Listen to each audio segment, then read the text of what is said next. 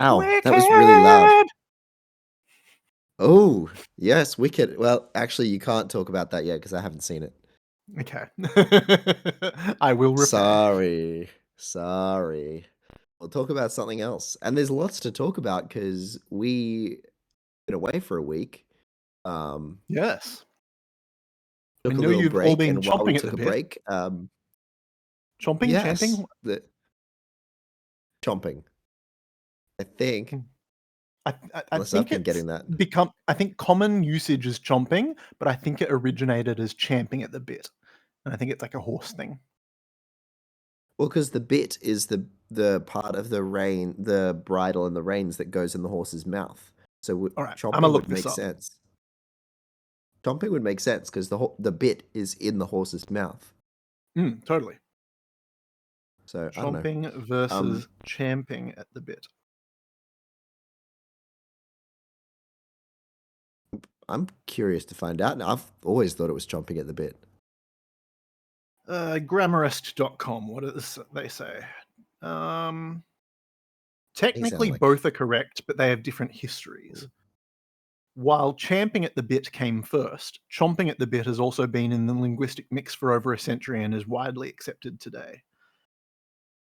Um, Champing or Oh, chomping at the bit was first used to explain the imagery of a restless horse grinding its teeth against the bit, part of the bridle, when being held under control. yeah. So Well, that's originally why I it was always thought of. champing. Well, because that's why I always thought of it as chomping because I Yeah. like you chomp with your teeth, but I've never heard anyone say that you champ with your teeth. So Champing I. stems from an old Middle English word that has been around for at least 600 years and relates to the grinding of a horse's teeth. Oh, so it's specifically horses. Apparently. Most likely imitative in nature, the word has been modernly used to express the biting down upon a bridle bit as a horse is held in restraint, thus highlighting the animal's restless behavior and impatience to be off. Oh, There you there go. you go. So We both are started off correct, but it came out champing was the original. after a week of absence. We've started off by learning something.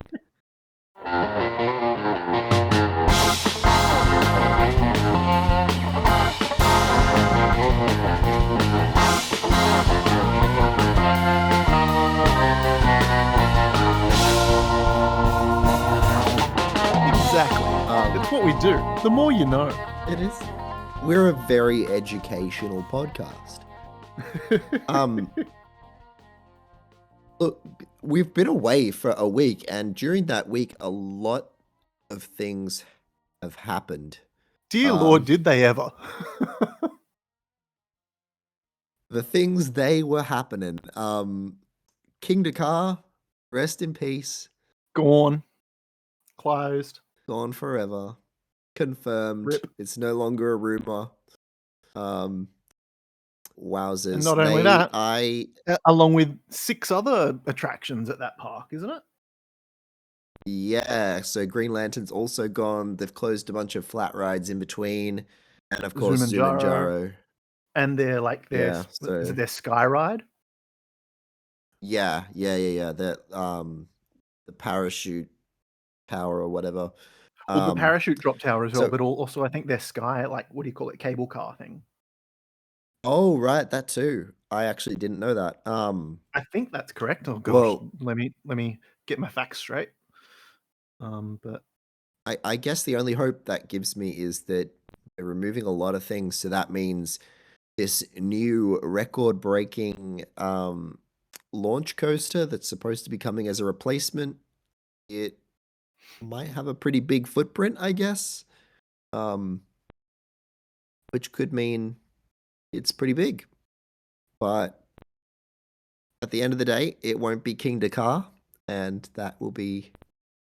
I think that the biggest takeaway from this for me is it's an alarming sign about how this new Six Flags is going to be managed yeah, because I don't understand the logic behind not not giving an announcement prior to closing a ride of that significance as well. Like if it was like for all those little flat rides that they've closed, I get it.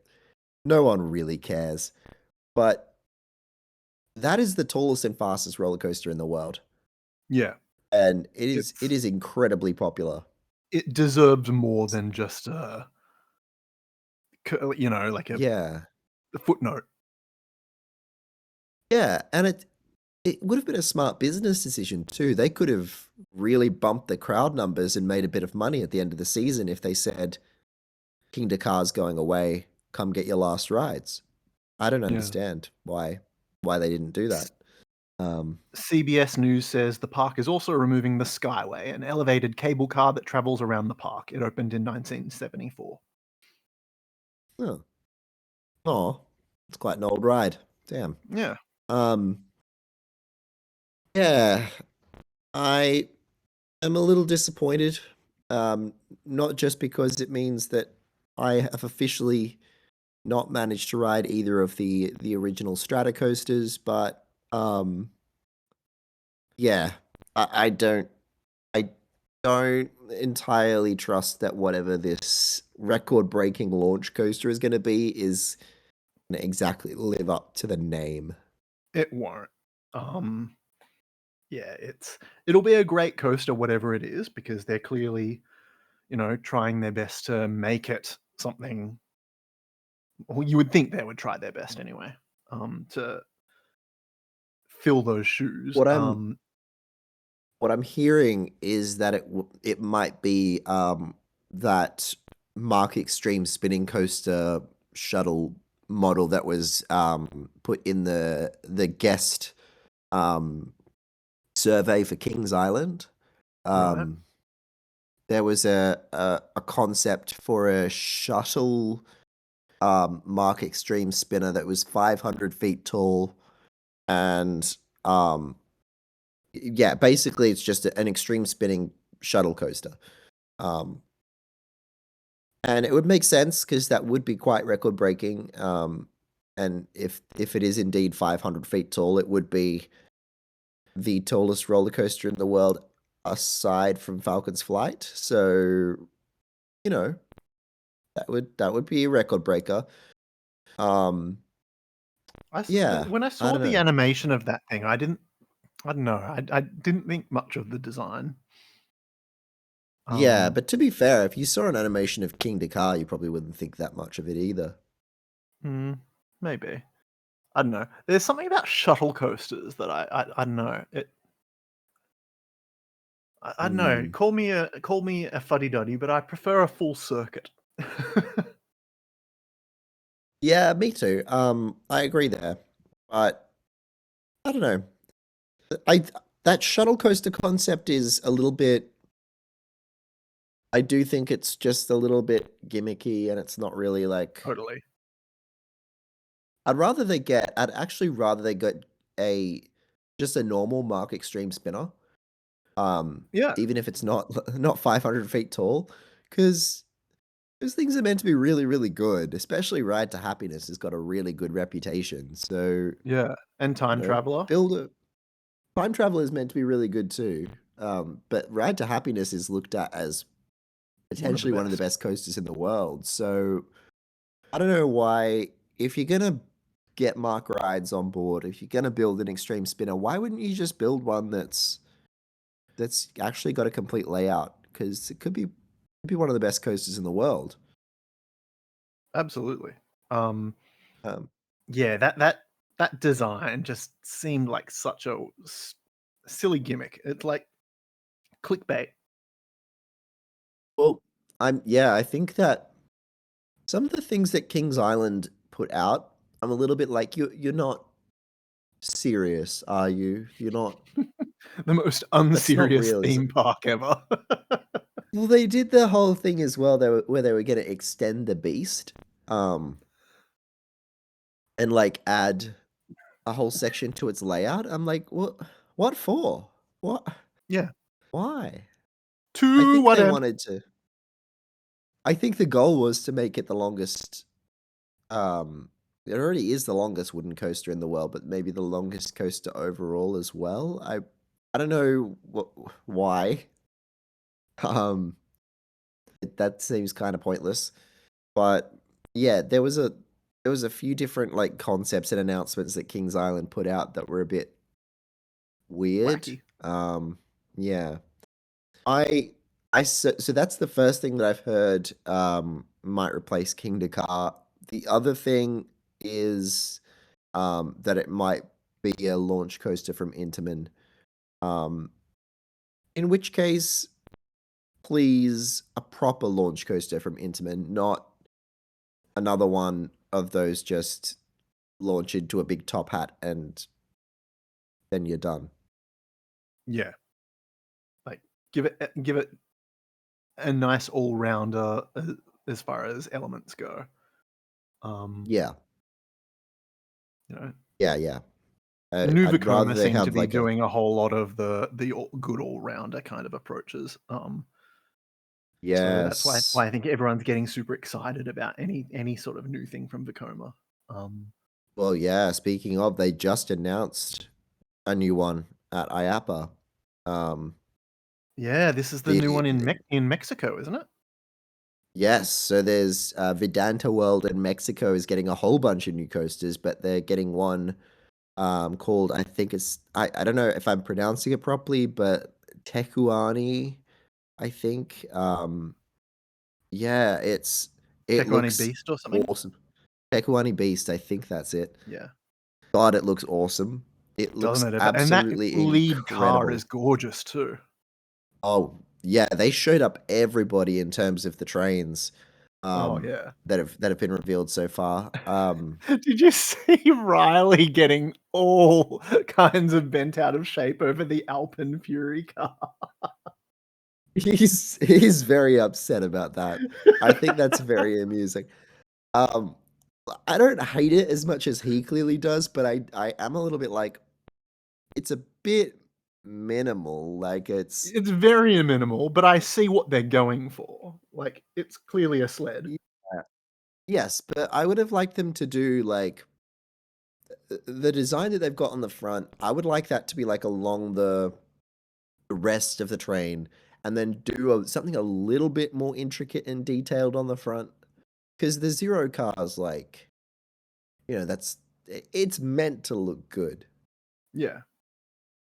I I don't know, put like a I a don't a husky or a wolf drawing the sled along or something, I don't know. Yeah, do something interesting. Look, it doesn't look awful. I'm not quite as upset about it as Riley is because I think it actually looks, it's pretty sleek. I think they could have put a It's just bit more. very understated. Yeah, it's not gonna win any awards. It's not gonna if I do a video ranking the best looking trains, it's not gonna even come into the question at all. No. It's far too minimalistic. But Tekwani Beast, on the other hand, oh, that is a gorgeous train. Um, Actually, Vacoma's new trains have all been really, really nice to look at lately. Tecuani Beast, it had vest restraints on it, didn't it? Yeah, yeah. Yeah, whereas Which is Alpine Fury just had unfortunate. lap bars. Yeah, Vacoma, that's my one little issue with Vacoma right now. They're doing such good things, but they seem so hesitant to get rid of those vest restraints. Um, and they're not bad, but they're also not good.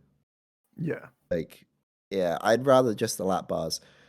Um, I don't know why either, because like they clearly don't have to have them. Fina Force at Emerald Park just has the lap bars. Um, so You know why? they've clearly because it's inverted. No, because I think it's, dealing with bigger populations, and lap bars aren't as friendly as vest restraints in my experience. Right. Okay. Um, Actually, I think the Coma's lap bars are some of the best I've seen in terms of how accommodating they are. Oh, yeah, They don't have the to. ones on TNT are the most accommodating lap bars I've experienced, but Yeah. I In still a think that they can be a bit more restrictive than other things. Yeah. Actually, the ones on the family boomerang are not good. Um, they're Yeah. they're a bit too yeah, their whole T-bar design is not as good as their Yeah, it's not even over-the-shoulder a lap T, bar. it's like a T that's a T with a very severe serif on it, if that makes Yes, sense. the biggest serif ever. It it's that serif that's the problem, I think. Yeah. Oh, It's 100%, and it's very the same lovely, but restraints that are on Roadrunner. yes, those are the ones. They're very good for if you're checking lap bars because they've got like a nice convenient handle there for you to grab and tug on.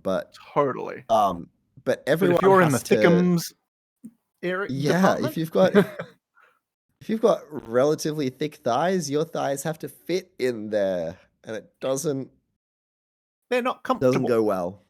Yeah. No, that's they're not the best. Vekoma Yeah. fix those, but other than that, their over the shoulder lap bars are very good. I Yes, wish the they would get rid TNT of the one's very vest. good. Yes. Well, the ones on the more thrill coasters, they're slightly bulkier than the ones on TNT. Um, they're they're a little bit more similar to something like the Intamin ones that you have on Big Dipper. Um, Okay. they've got like the two little handles on the front. Um, and they're very good. They're very accommodating. Big They Dipper, don't. I found they're not super accommodating. Yeah, the Comas are better than Intamins for not for comfort. I think Intamin still wins for comfort because of the shape of the seat bucket, but um in terms of how far down it has to go, the Vekoma ones like that they rarely have any issue. Yeah. I Whereas those Intamin it's ones, I had to get stapled severely just to be allowed on that damn ride. Yeah, Um, in my and I time was at doing very lap similar bars, weights on both times going. hmm, in my time doing lap bars on Fina Force, I've maybe had to staple 3 people. Like Wow, okay. it's very rare. Um, and those people, with no disrespect to them, they were particularly large.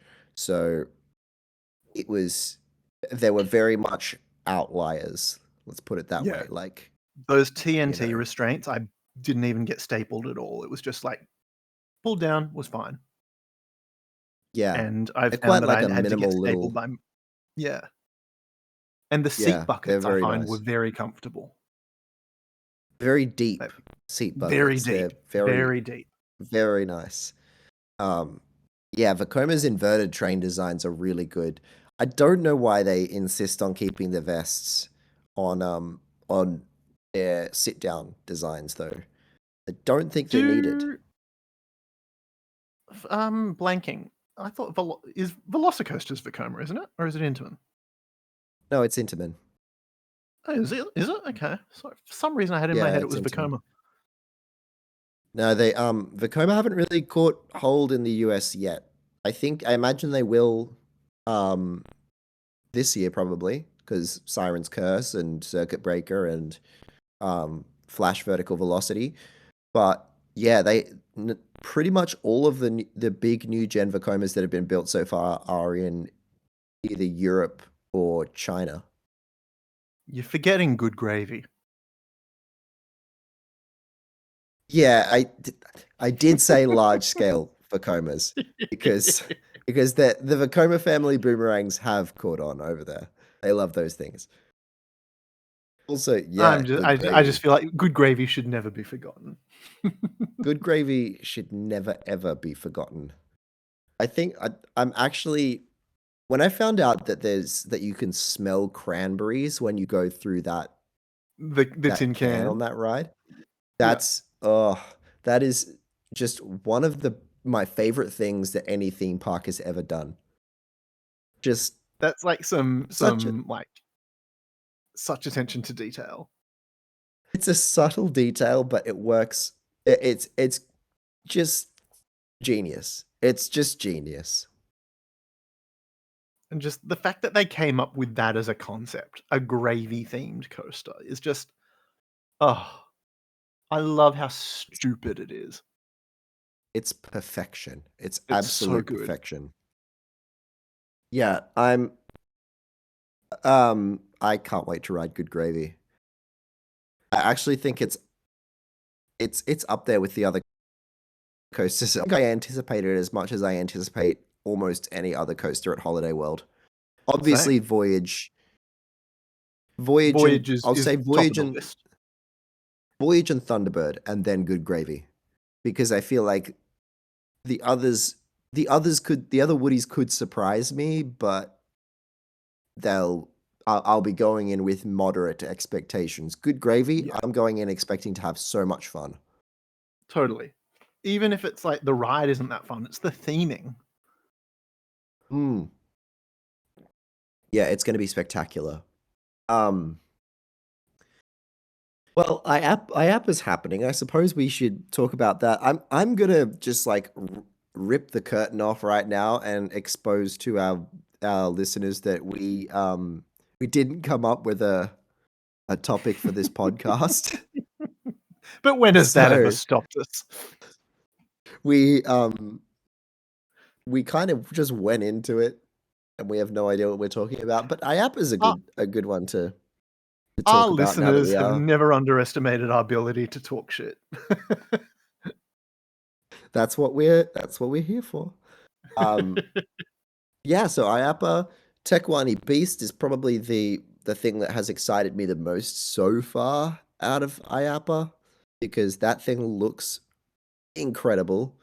Um, as you mentioned, we saw the trains for Alpen Fury. Um, there was Which I another think is just train gonna be a unveiled. super exciting ride. That is going to be a really exciting ride. I'm interested to hear what the Total Baloney listeners think because I have tentatively put Alpen Fury as the draft favorite to be the Canadian Coaster Odyssey candidate, taking the spot from Ooh. Leviathan. So I'm like, what? Leviathan is a very I big think spot to take. it is a very big spot to take. My my reasoning and my argument is from the reputation that I think it has. I've heard Leviathan is like, yes, it's a B&M Giga, but it's the weakest B&M Giga. Sure. Um, and this Alpen Fury will be like a first of its kind, incredible launch coaster with 9 That inversions. I'm just super excited about the launch through the tunnel in the dark and then up and out of the volcano crater is just come It's on. very, it's gonna be awesome. I think it's gonna be really awesome. My only thing with it is that the layout does look a wee bit repetitive. Um, because like I'm pretty sure I'm gonna look up if RCDB has a list of elements because I'm pretty sure that like out of the 9 inversions, at least 7 of them are just barrel rolls. Do a barrel roll. Um, no, RCDB do not have the list of elements, unfortunately.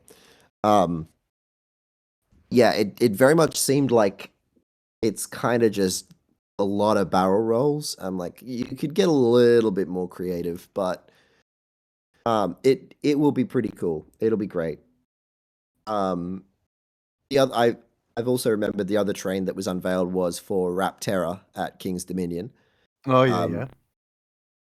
it was yeah, it looks It's, alright. you know, yeah, it is It's what it is. it looks very much the same as any other B&M Wing Coasters Totally. trains. It's just I saw it and I was like, okay, yeah, you could have told me Sure. that that was off any of the others, and I would have been like, oh, I didn't know it had brown trains. Okay, I would have believed you. Like it looks exactly the same. Um, but yeah, actually, Rapterra is one that I'm expecting to be disappointing.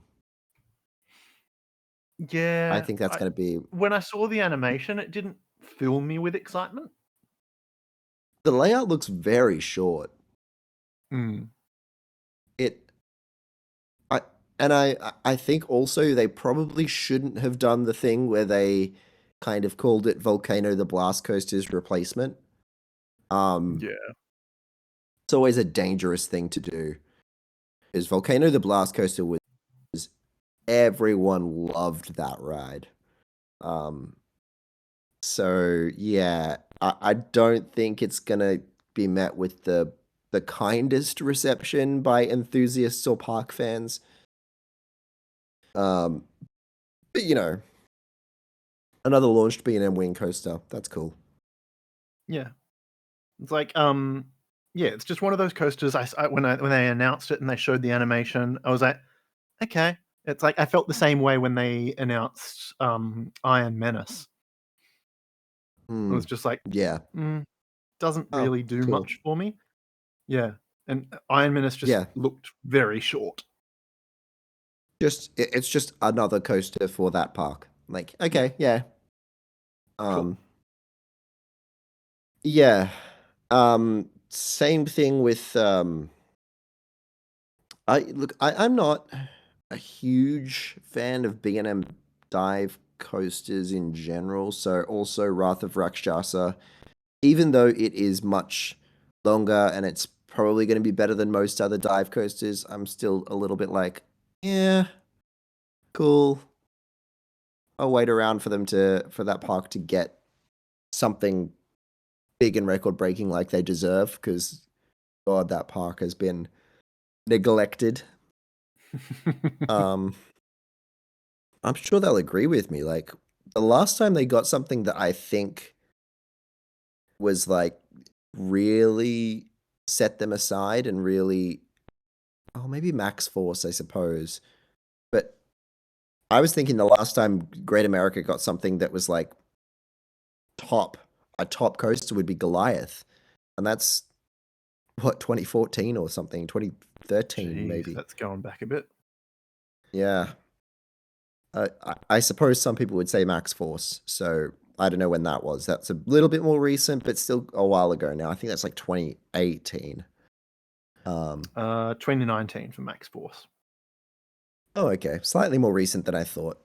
That being said, that's 5 years ago, which is alarming. Where is time? Time is meaningless. Time is, like that was yesterday. The pandemic really, really made that whole phenomenon worse Did it ever? because we lost 2020 just didn't exist. And Yep. in Australia, a good portion of 2021 also didn't exist. Um, so it's like time just it already does fly by. Like you always already get that phenomenon of like, no, that was not 5 years ago. No, that was not 10 years ago. But now we're like, it went 2017, 2018, 2019, 2022, 2023. Like it yeah, I can't believe we're here in the mid 2020s. What is Yeah. going on? It's yeah. I it's like I was in my mid 30s and then suddenly I'm no longer in my 30s. It's like this happened in the blink of an eye. Yeah, it's wow, alarming times. Yeah. Alarming times. Yeah, Um. so Yes. IAAPA, I would love I'm to go sorry. to IAAPA one day.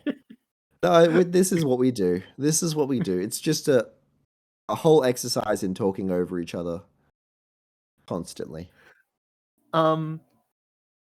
Yes, I would love to go to IAAPA It'd just be so once. good. It's like you know.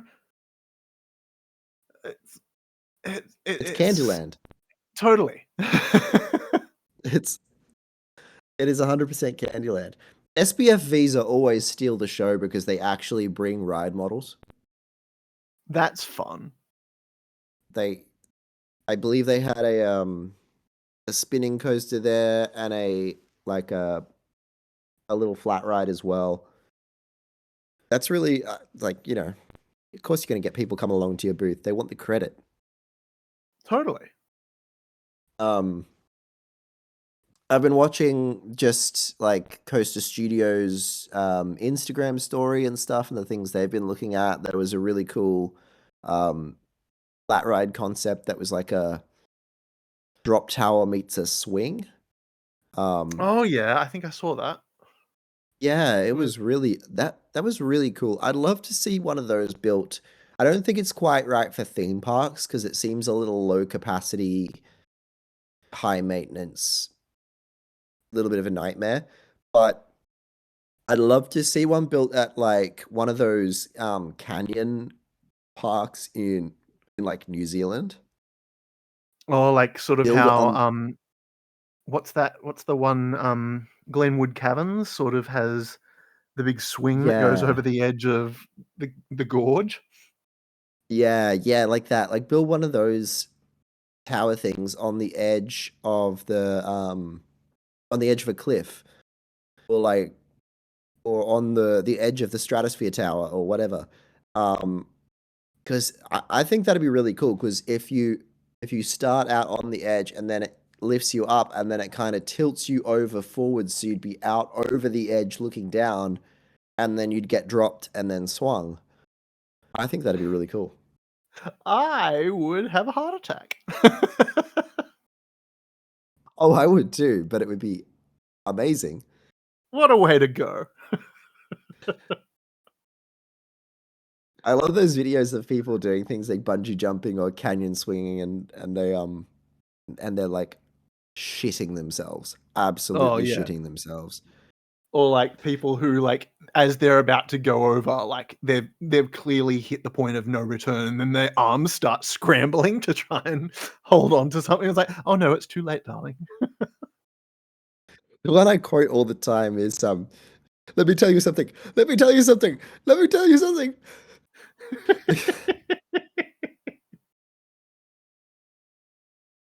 The guy's like begging them not to push him over the edge. So funny. Um, Uh, and those attendants who do those kinds of things are the ultimate like um what do you call it, misdirection and then rip the band-aid off kind of masters. yes. I'm so glad they're allowed to do that. The most I hate to use the word, but the most woke nonsense thing ever was the Luna Park Sydney slides. You're not allowed to give them a little push, even if they ask you. And Why it's is it's a that woke? liability thing.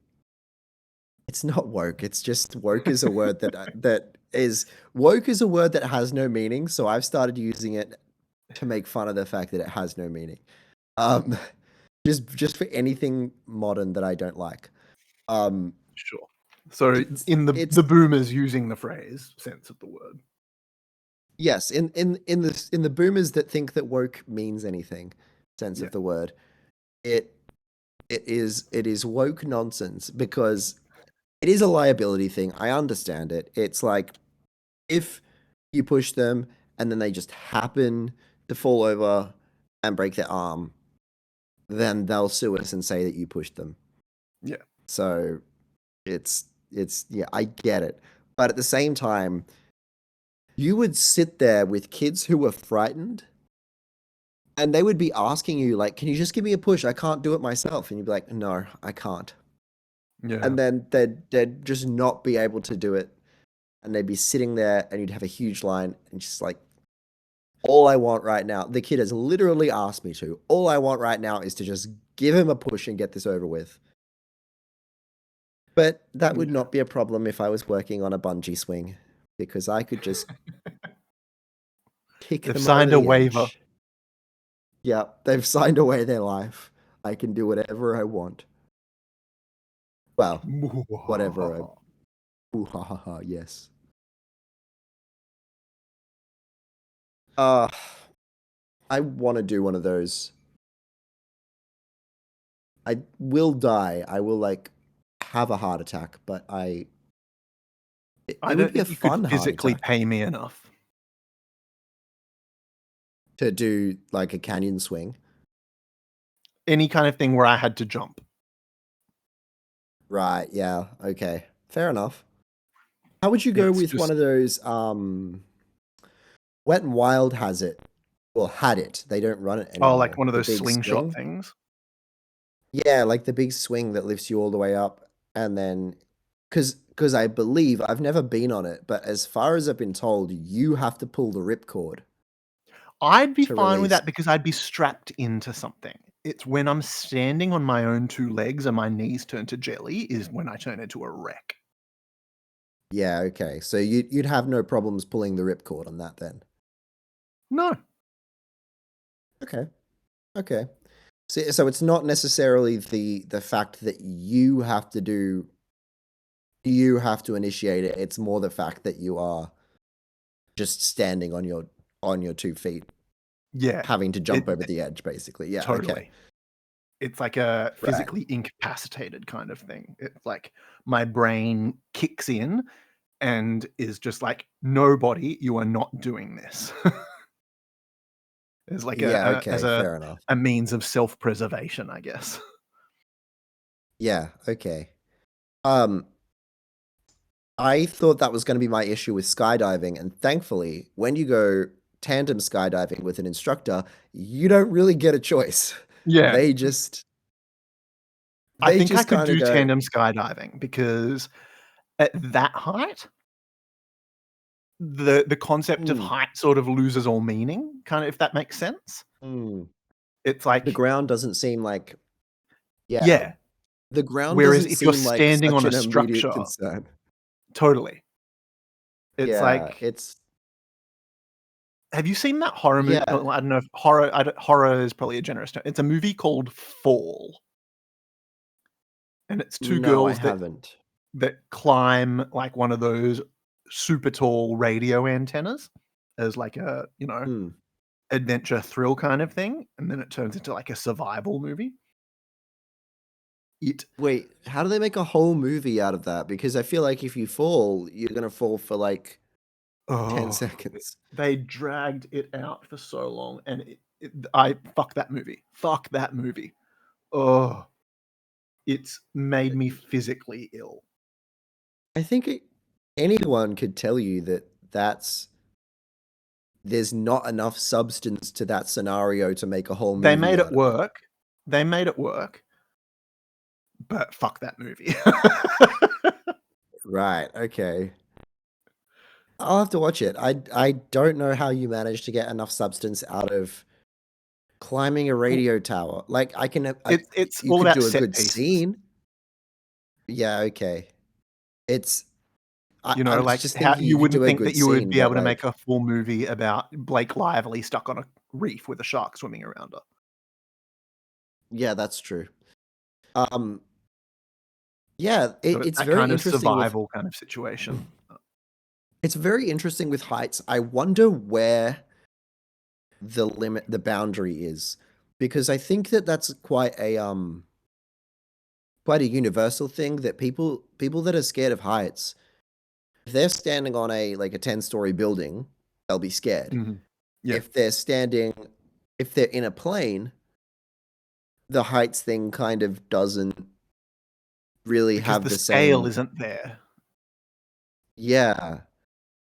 Like even, and I'm not just saying like in a plane where you're in a pressurized cabin and you're just looking out the window. Like even if you were in that situation of a skydiving plane with your feet out the side looking down, it's not so much about the heights anymore.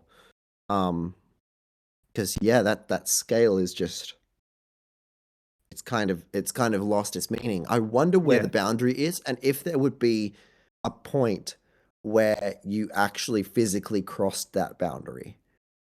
I'm just trying to think, like, imagine being a person who's scared of heights just slowly going up. And then there's just suddenly a point where you're like, actually, you know what? I'm not kind of scared anymore. I reckon it would I be don't some know. kind of I don't know, it's about walking on a physical structure and the idea of falling off it Mm, that sort of gets my puts my brain into panic mode. yeah. Yeah. See, I had when I was in Taiwan, we went to the observation deck of Taipei 101, which used to be the tallest building in the world. Mhm. And my friend that I was there with, so the observation deck is like fully enclosed. Yeah. It's obviously got like windows all the way around 360 Hmm. degrees, but it's you are indoors. Yep. There is is not a single opening that you could possibly manage to get through. There's no Yep. chance. But he wouldn't go near the windows. That's Um, would be 100% the same. yeah. I do not cope going up on. I've done it at Centrepoint Tower. Um, yeah, I'm not good near the windows there. I it had been a while since I'd been up high when the first time I went to Melbourne. So I went to, what's the name of the big tall building? Is it Australia Tower or something? I can't remember what it's called. Um, Is it it's like the Eureka tall Tower? Eureka Tower. I think that might be it. I don't know. Yeah, I But think it was that's the like the one with the tallest building in observation deck. Melbourne. Yeah. And Yeah, I I went up think to the it's Eureka observation deck, Tower. and as I got out of the lift, I was like, "Oh, that's right. I'm scared of heights." The funny Like, thing I'd is that forgotten. the funny thing is that I'm pretty sure it was my friend who really wanted to go and see Taipei 101 Yeah. and like all the way up there. Like we went inside, there's a huge shopping mall underneath it.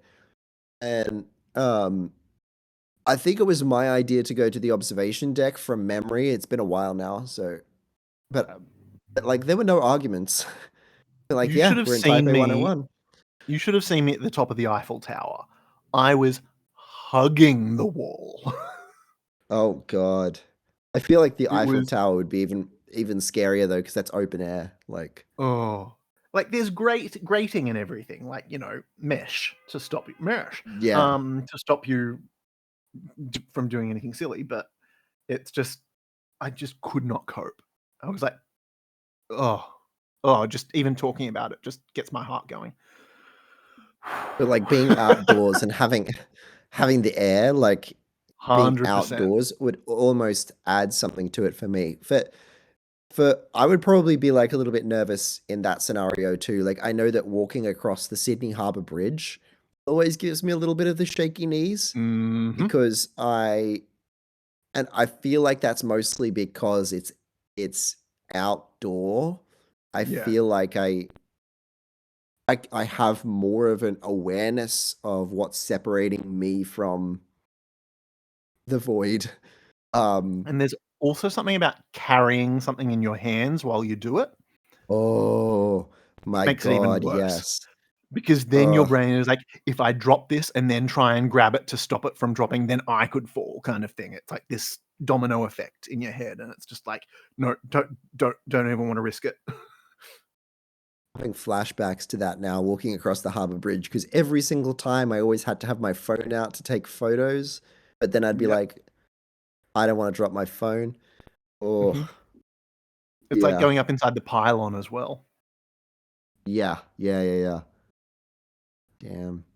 See, yeah, but I didn't think it would be the same for, and it wasn't the same for me, but it was for my friend, going up in Taipei 101 because it's fully enclosed. So I was right up at the windows being like, wow, look how far you can see. I can see this, I can see that.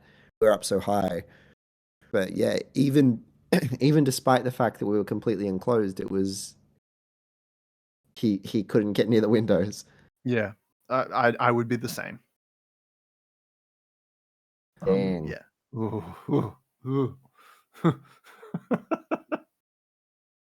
It's a very pretty building, by the way, if you ever get a chance to not Taipei 101. y- yeah, oh, especially at night.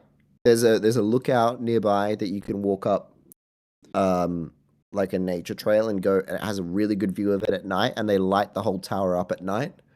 Um it's beautiful. Just Apparently gonna also it is one of the best New Year's Eve fireworks shows in the world.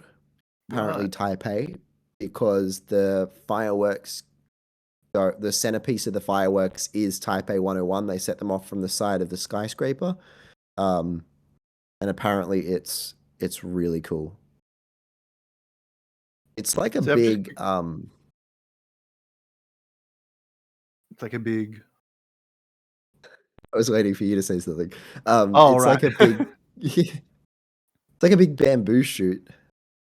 Like it's got Uh, that the sections.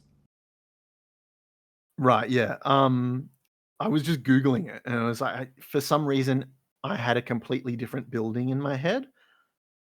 Um, so it was Hmm. not the building that I was thinking of in my head, and the one that I was thinking of in my head is the Oriental Pearl Tower in Shanghai. Ah, yes. Is that I the would one that actually has love to go there too. a roller coaster inside it? Am I It thinking of something? might be, yeah, I think it might be. Um, Oriental Pearl Shanghai. RCDB. Let's have a look. Oh, I just realized RCDB might. Oh, wait, actually, Oriental Pearl Tower. Yeah, there you go. I was about to say the park might not be called that, so I might have difficulty, but it actually is called that. Yes, VR roller coaster. Oh, it's a It VR is a coaster, is it? well, apparently it has VR in the name. It's a Vekoma Junior coaster, and Oh, so yes, it it is a does have coaster. virtual reality. So it's Yeah, not like the one they have in Centrepoint Tower. no, no, no. It is a coaster. Okay. It's another one. I didn't realize that they'd done this twice. It's another one of the Vekoma Junior coasters that has the drop immediately after the station, and then the lift hill is at the end. That is such an odd design. Yeah, It's I like rode one like that in Taiwan, and it was weird. Um, it's like the putting the real build up problem at with the end to no climax to it, kind of, yeah.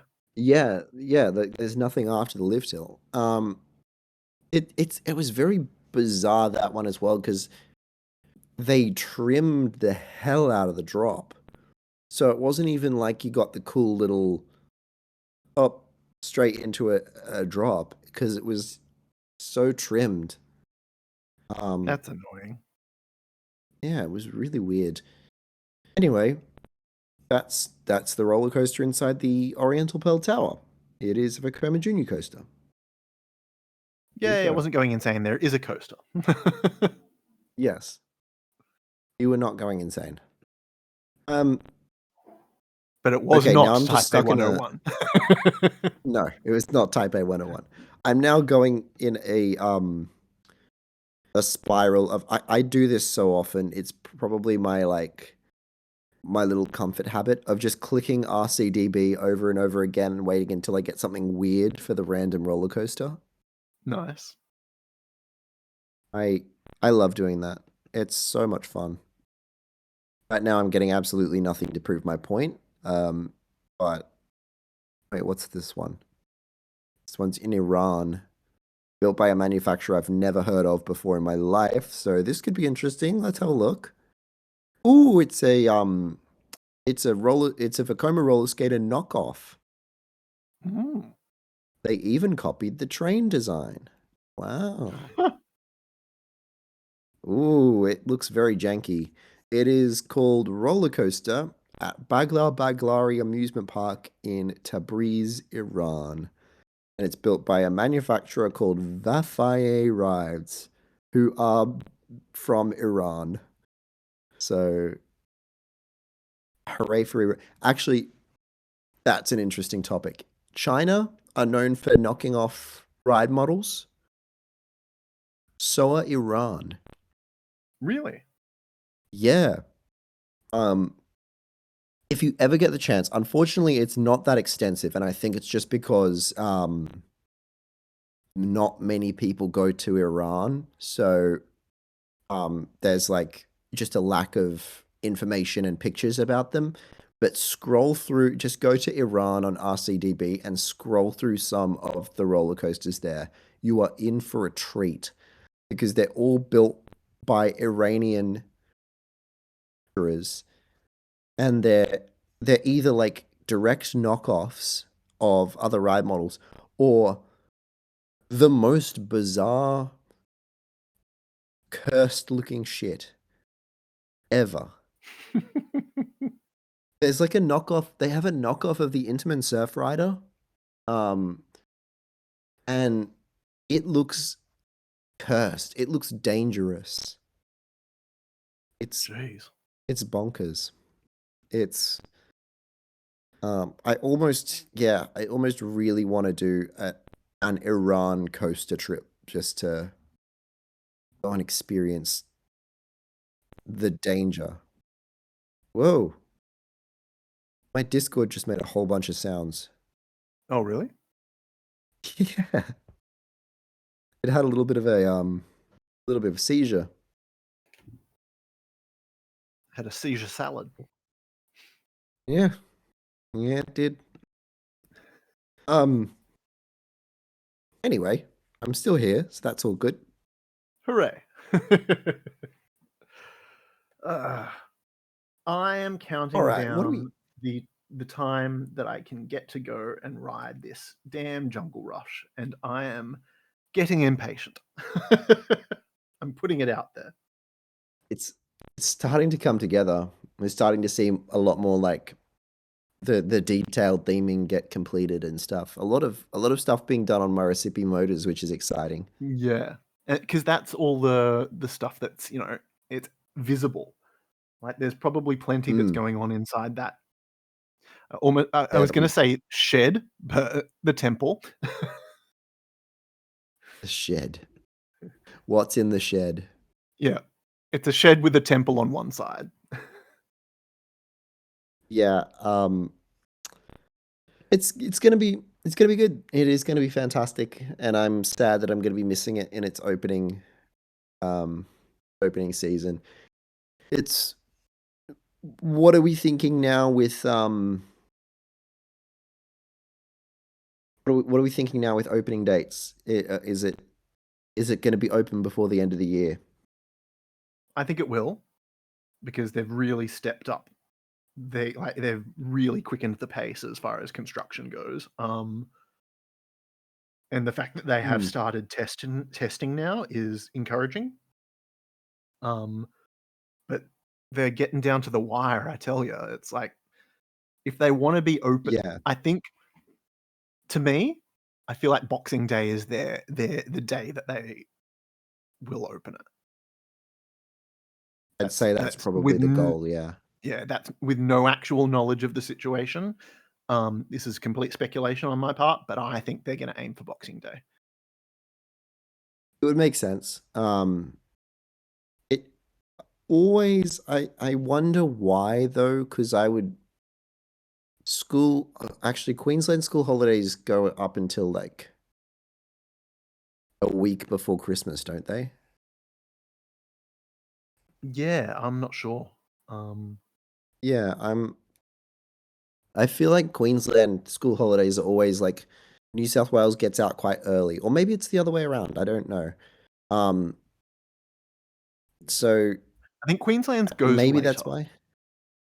Yeah, yeah. Queensland's goes what? Yeah, actually, that's what it is Like they go because into February, I um, think. we always used to benefit back when I was still in school. We used to because we'd be out of school like mid-December, early to mid-December, and then we'd go to the Gold Coast and we'd get like a full week up there where it was still school term in Queensland. So Mm. the crowds wouldn't be too bad because everyone was waiting for the school holidays to go to the parks. So um yeah, that's what it was. But so I guess Boxing Day does make sense then because it would be kind of towards the start of the school holidays. You'd get the crowds for the rest of the school holidays. Um And it's their biggest day of the year. yeah, Like it's the gonna lines make the will be Boxing Day. insane. I was about to say the Boxing Day crowd is going to be brutal, Oh, absolutely brutal if it opens on Boxing Day. Um, that's why I was saying they better have that I friggin' shed insulated. Because can you imagine having people who are lining up for like 2 hours inside a potentially uninsulated shed just melting in an Australian Boxing Day? mm, the sweat, mm, Oh, The sweat would be unreal. I actually think Australian parks have not historically been very good at their indoor queues either. No. Storm Coaster is always so awful. Oh, the Ugh. humidity would be I insane.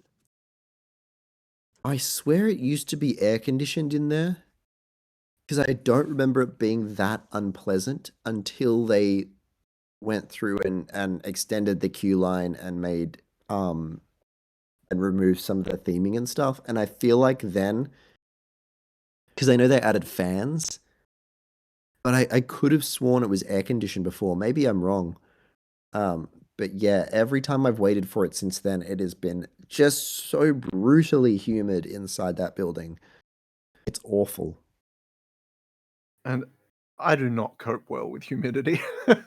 Dry heat, I can bear, but humidity, where I'm just sweating and melting, is just my nightmare. I'm sorry, did you just say you can bear? Ba-dum-tsh. Thanks, folks. Try the wheel. I'm here all week. You can indeed bear. If anyone can bear, I It's think it gonna be might be me. you. Yeah. Yeah. You are, after all, the Ejector bear bear. time. Yes. Oh my god. I'm sorry. I'm not going to be able to get that back because I accidentally clicked RCDB again, but I just saw the most cursed worm I've ever seen in my life. Oh my god. Okay.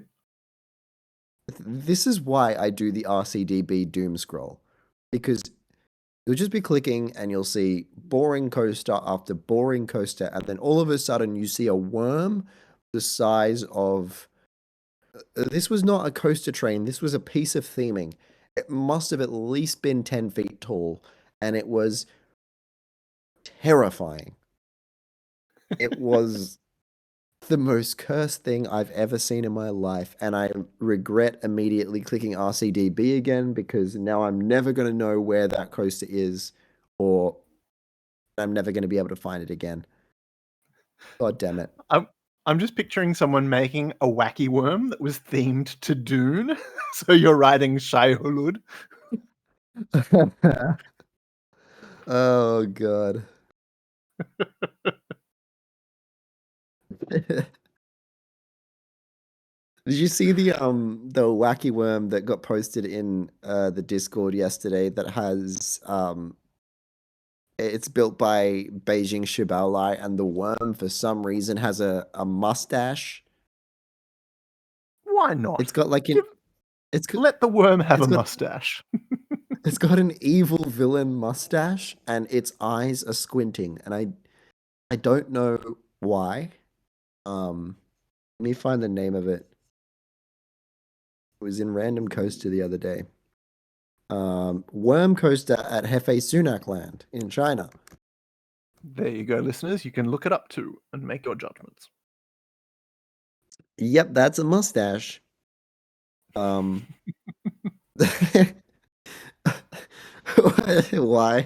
It's always got also got. I didn't notice before. It's got one of those little. It's not a goatee, like a little tuft. It's not quite a soul patch either because it's down on his chin, not underneath his lip. But The like old a Shannon Knoll. no, because that's a soul patch. That's the little one directly underneath the lip. Yeah. We're talking The like flavor on. saver. We're talking on the chin, like very pointy, evil villain beard. Um. Also, the track is bright pink.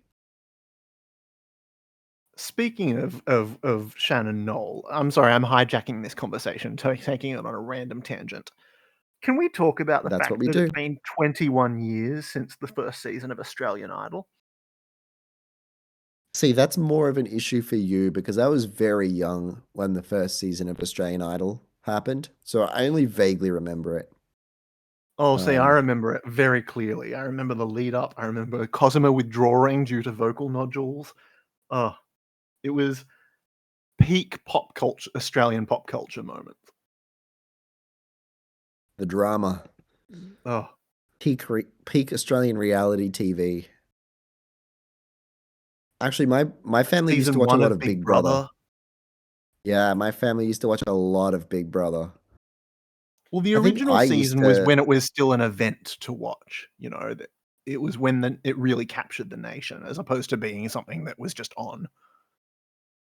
Yeah, yeah, And it was sort of the first yeah. time I think that Australians had really experienced people becoming famous from reality TV. Um, Mm, that wasn't like, pop stars where they were actual, performing artists or anything like that. They were just famous for being on yeah, TV. yeah. The reality TV stars. Yeah.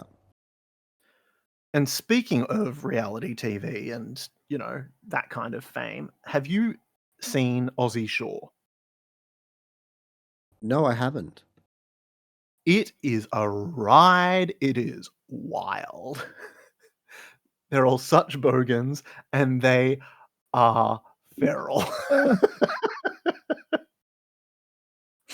Bless them. And I'm glued to the TV watching it, but it is just, I didn't think that they would get that raunchy for an Australian show.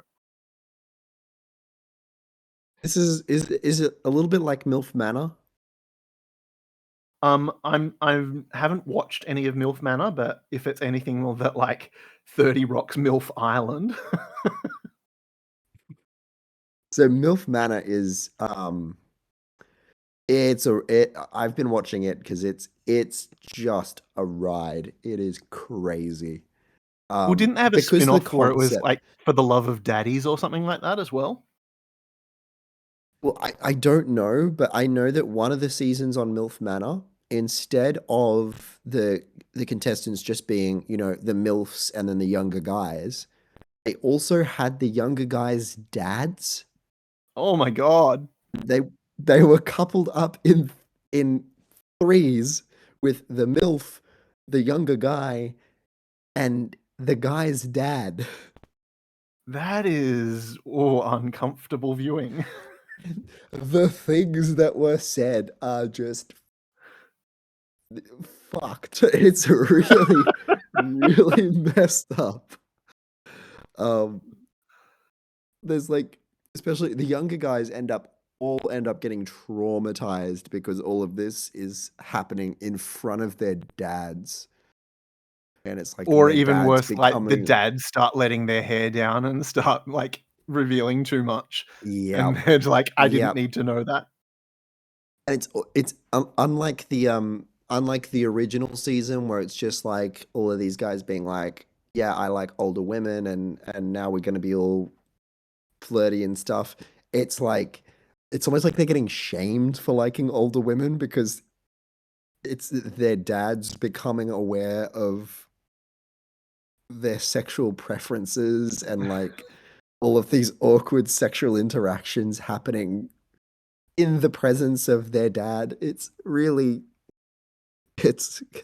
it makes me squirm, and that's why I've watched it. It's um, very bizarre. oh. Whereas Aussie Shore is just like it's car crash TV just because it's just so trashy. Um, and it's just Mm. like, oh my god, they're really going there. Jeez. Um, and it's all these people who are just getting absolutely shit faced drunk, and just there is so much nudity. It is, and God love him, hats off to him. You know, um, but it's just I can't stop watching it.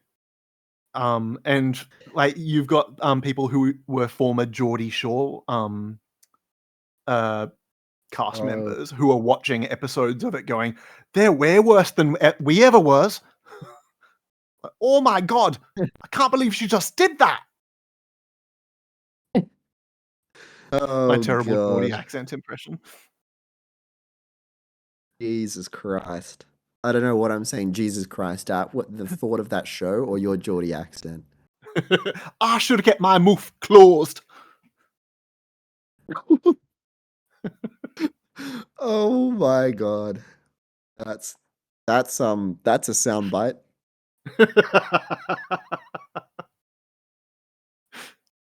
Add it to the That one's soundboard. yeah, that one's coming back to haunt you, I'm afraid. Oh, sure. Okay. You're gonna hear that sentence again. I can't promise where or when, but you're gonna hear it again. I'm just trying to find the soundboard function within Discord. Uh, Matt Well, yeah, and MIDI Luke were came using along it. and yeah, Introduced us they to functions we didn't know were a thing. I'm actually kind of mad at them for that I as well found it. because what I didn't realize, don't do it. Because what I didn't realize is that Craig doesn't record the soundboard. Right.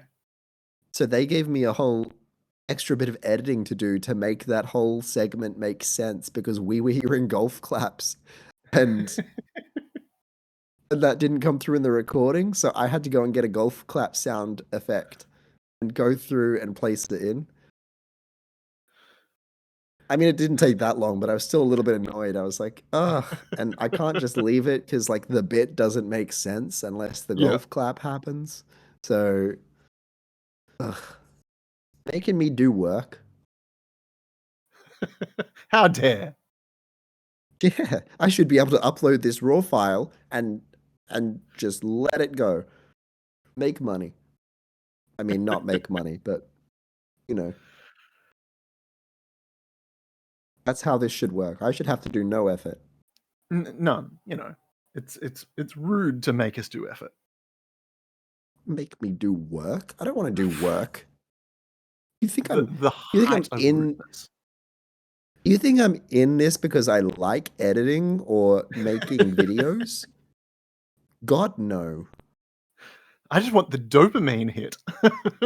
Yeah, I just want the likes. That's it. I'm I'm here to watch analytics go Validation. I'm here to watch that analytics line go up. That's that's that's all I want. It tickles Um, my brain in just the right way. yes. Oh God. But yes, All right. Well, sorry, continue. no. You continue. Oh, I was just about to I say, insist. in my as we seem to be talking about trashy reality TV, it's like I'm super excited that and here's where I really reveal my taste in TV, that the new season of Real Housewives of Beverly Hills is about to come out. Um, Ah, yeah, I am yes. You are revealing very your excited. taste in TV. I only allow myself to watch one Real Housewives franchise because I don't want to get sucked down the rabbit hole of watching all of them.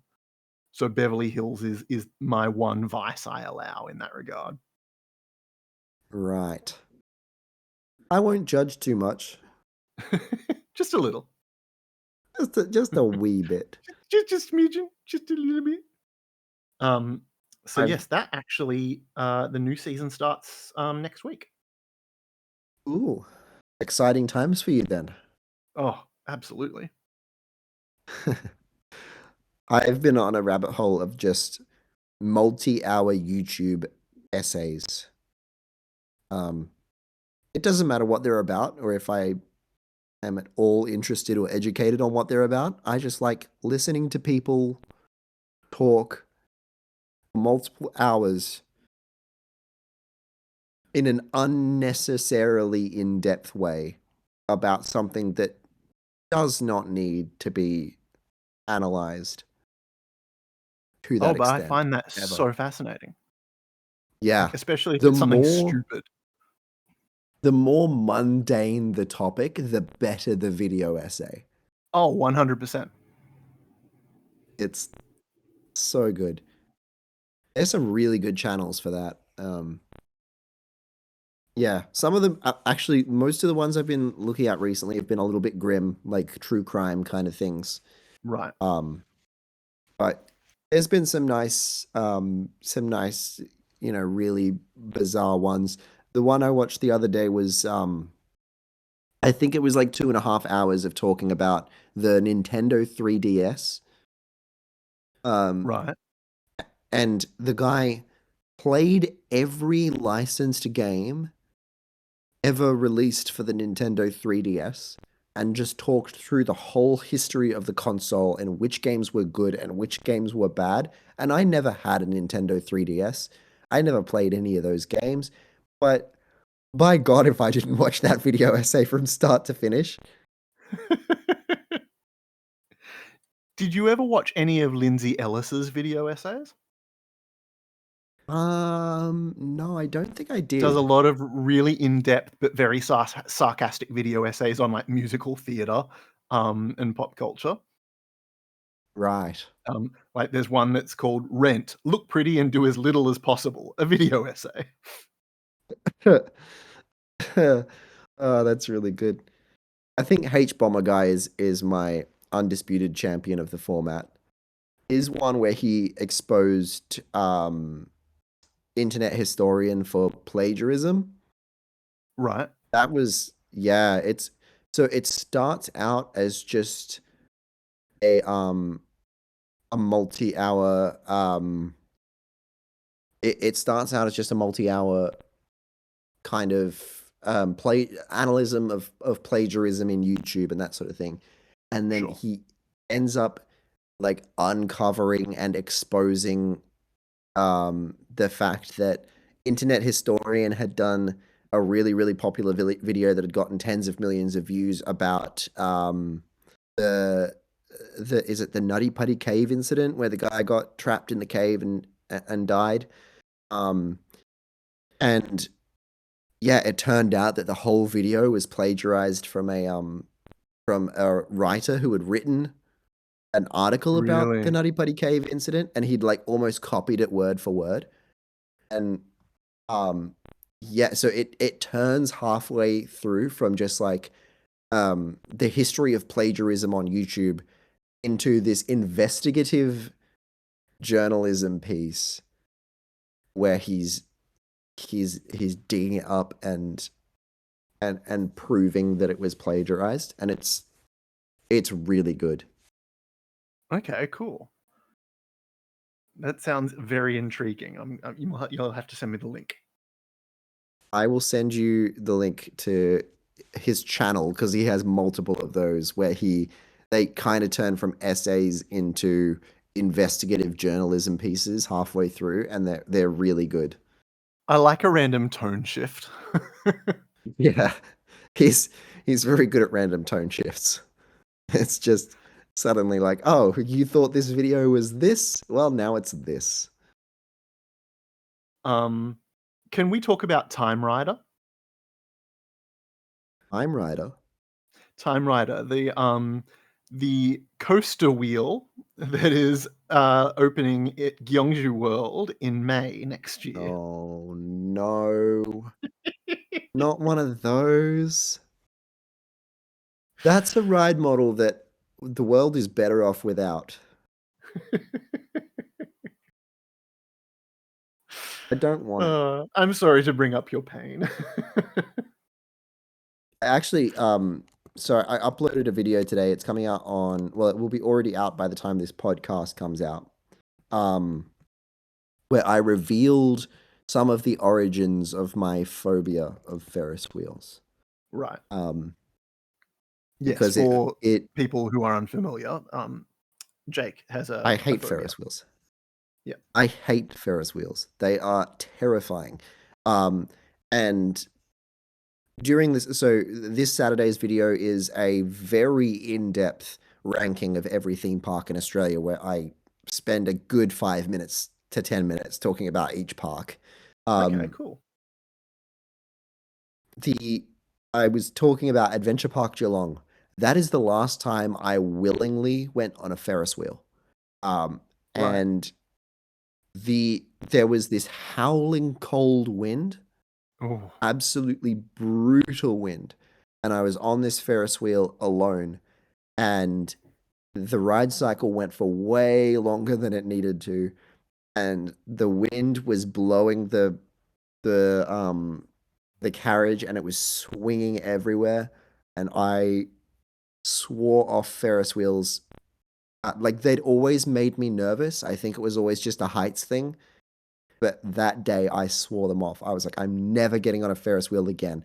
I've been dragged on one since then by some friends while we were slightly intoxicated. Um, and that never going on one again. I just Oh. ignore them. I pretend they don't exist. Well, like, of all things to not want to get on at a theme park, I don't feel like you're missing out on a whole lot. They tend to be pretty much the same thing every time. So yeah, I'm Exactly. not like I don't have any issue with just not doing Ferris wheels.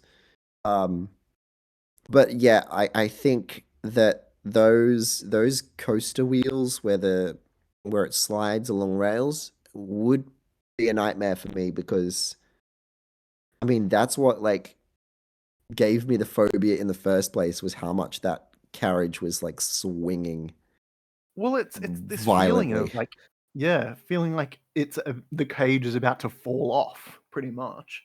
Yeah. So I think that would kill me. One of those things would kill me. I will never do one. You will never catch me dead on one. Huh. We've really gone in depth into both of our phobias, haven't we? We really have. I'm I'm looking at it now. Gyeongju World are adding a lot of stuff, Yeah, they're getting an RMC Raptor called Skoll and Hati. and they're adding.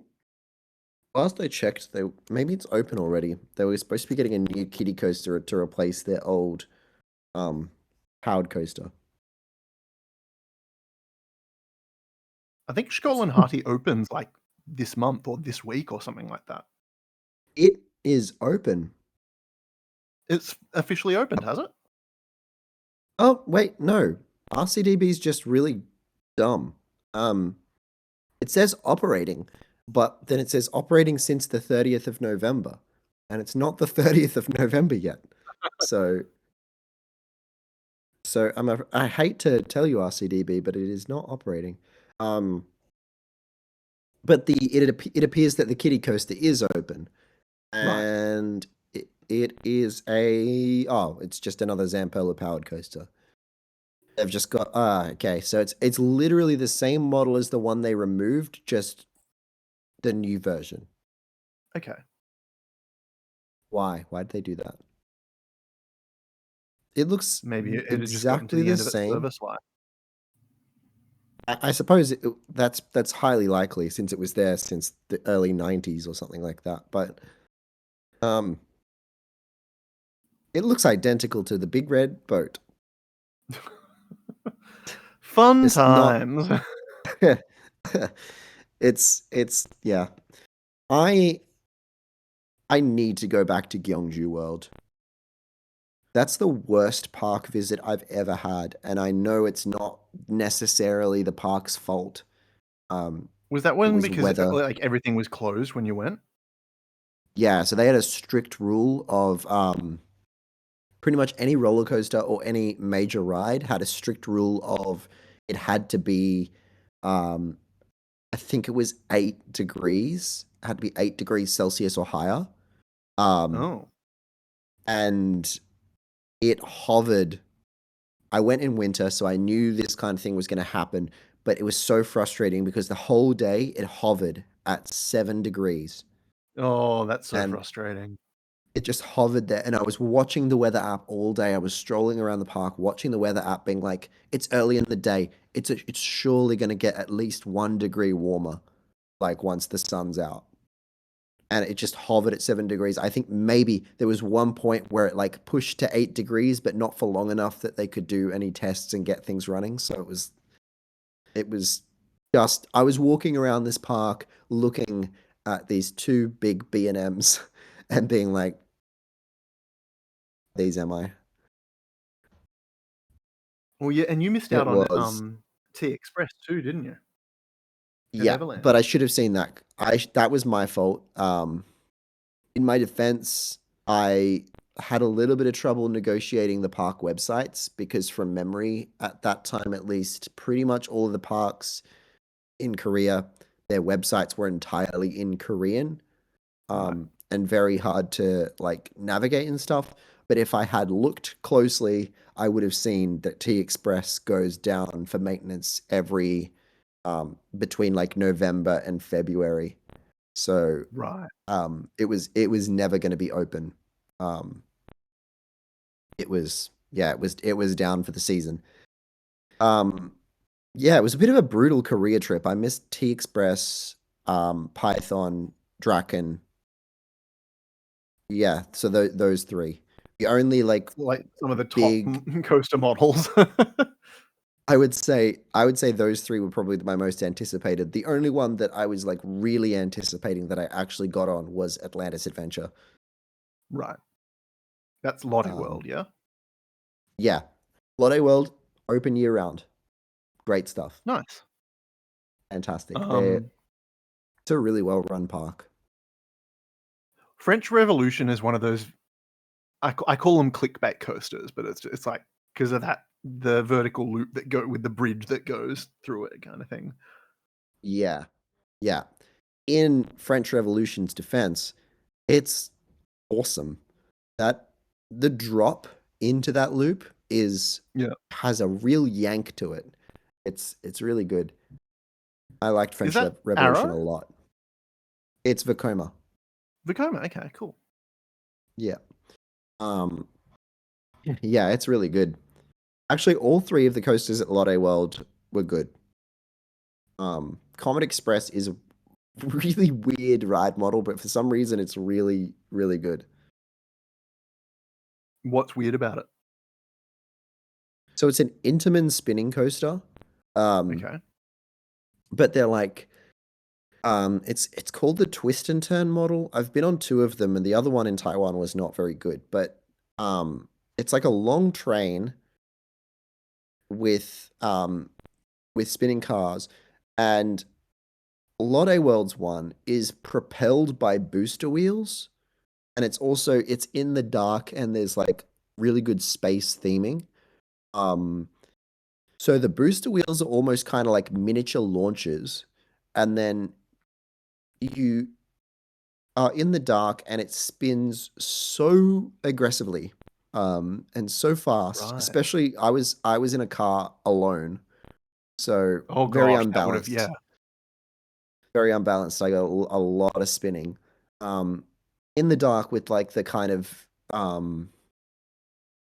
lit up planets and like they actually did the blacklight theming very well. Where you couldn't see anything except for these glowing planets. Um Really strange ride, but I had a lot of fun because it spun so aggressively. Okay. Sounds fun. It's quite a I long wonder ride if I too. It's wonder quite good. where it would sit on the aggressive spinning scale of, like Speedy Beetle to Tornado. Well, I don't know. Tornado looks pretty mad. But it's probably one of the more aggressively spinning coasters I've been on. Um, Although that being said, it might just have been because I got a car to myself. Yeah. I don't know. But either way, if you That do get a car to yourself on Common Express, you will have a great time. Oh yeah, absolutely. There's nothing like an unbalanced spinning car to really whip you around. I got one of those four-person Zamperla cars to myself at Park St. Paul, and the second half of that spinning wild mouse, I was starting to get a little bit like, oh Jesus, actually, this is this is really spinning a bit too fast. Um, it was it was a bit insane. Well, at least it was a I don't know Zamperla why and they not a were running it. Revachon. Yeah, good lap bars, thankfully. Those Revachon lap bars are a crime, my god. They're And awful. They're now I put terrible. my Aussie World episode out. Yeah, it's horrible. It's just such a gut punch. Like they just slam you. Um, yeah, They're not nice. I don't know why they're designed like that. I don't know why there's such a difference between the Revachon and the Zamperla because I found out recently that the two merged for a while Oh, and really? then split up. Yeah. So they merged in the early 2000s and then split up a few years later. But that's why Zamperla builds spinning mice because they kind of I don't know if they bought Revachon or if they like just partnered with Revachon or whatever, but they were Revachon for a little while, and then they kind of just kept doing it after they split up. So I don't know why there's such a difference, but I'm glad there is because Zamperlas are a lot better. Yeah. Revachon lap bars are not ejector bear time. Oh, sorry, they're not Trans Australian Coaster Channel approved. I I was asking Heidi the other day when we're gonna when when when she's gonna start Trans Australian Coaster Channel. Yeah. It was like I the throwaway joke that was just the biggest gift for that episode. You put so much effort into that channel logo. It was I was like, you can't put that much effort into that throwaway joke and then not make the channel to match it. Come on, like it's almost a joke. The joke at this point is how much effort we're putting into the joke. Let's make Totally, the channel. Come 100%. on. Like we need Trans Australian Coaster Channel. And I Next don't special think guest. Wait, when she was making the joke that she had any concept that it would that become like people would respond to it as much as they did, because that's the one piece of feedback I've gotten about that episode is how much people loved Trans Australian Coaster Channel. I think next, you know what? I do have a guest lined up for next week, but I think one of our next guests needs to be Trans Australian Coaster Channel. I think so, absolutely. Let's get Trans Australian Coaster Channel on the podcast. Done. Deal. All right, we'll do that. We've been going for a while. Yeah. I need another cup of coffee. Yeah. Because it is morning time for me. So I'm kind of not going yet. It is getting late in the evening here. This is going to be really interesting starting next year when I start traveling a little bit more. My travels are going to become a little bit more fast paced for a while next year. So I might be moving from time zone to time zone, and that's going to make this podcast very interesting and fun. Yeah, that'll be a curious one. It may be weekend recording if it's like, you know, if the way our schedules line up is like in the middle of the night or something. We'll see how we go. I think it'll be fun to be like recording from almost a different place Where's every Maloney? few episodes. Have you seen that video of Tom Scott where they've compiled his just his sentences of I'm in this place, I'm in that place? No. Because he always starts his episodes with like I'm at Chernobyl, I'm in a submarine 70,000 leagues under the sea. I'm I'm at the top of floating the in Royal a Albert zero Hall. gravity. Yeah, I'm floating in a zero gravity simulating aeroplane.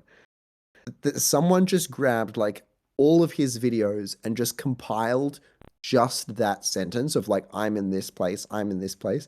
It's it's just really amusing to watch because It it's just sounds like when someone did that, but are you familiar with Shelley Duvall? yes. She's an actress. She was in The Shining. She also had her own children's TV show called Fairy Tale Theatre, where she would introduce Okay. each episode. And every episode starts with her saying, "Hello, I'm Shelley Duvall." And someone has gotten every single episode of Fairy Tale Theatre and cut the "Hello, I'm Shelley Duvall" into a YouTube video. I would watch that start to finish and laugh the whole time. And then someone has found that video and then they remixed it and it is a bop. Oh, that's the cherry on top. I'm going to go and watch that now while I drink my coffee. All right. Um, And where can people join find us you? next week. Find me. Oh, Yeah. Maloney's Coasters. YouTube and Instagram. I'm also on TikTok as Jake from Maloney's Coasters. Because I use TikTok for not just coaster related stuff. So, um, you know, be prepared for that. Um, I think that's all the places. I don't think I'm on any other. Yeah, that's all the places. What about you? I am a social media grandpa, so I am just on YouTube as Ejector Bear Time. Go and check it out. Please In the do. meantime, join us next week when we will hopefully have another guest joining us on the podcast. And Fingers crossed. as always, This has this been has been a a total bunch of bunch. total baloney. Baloney. What a fucking bunch. What a bunch!